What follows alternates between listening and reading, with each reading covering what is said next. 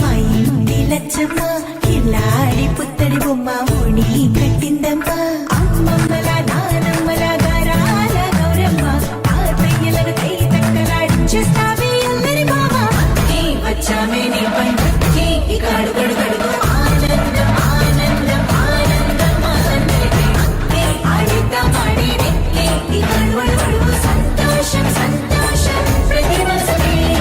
అల్లారు ముద్దు గుమ్మ మా ఇంటి లచ్చమ్మ పిల్లాడి పుత్తడి బొమ్మ ఓణి కట్టిందమ్మా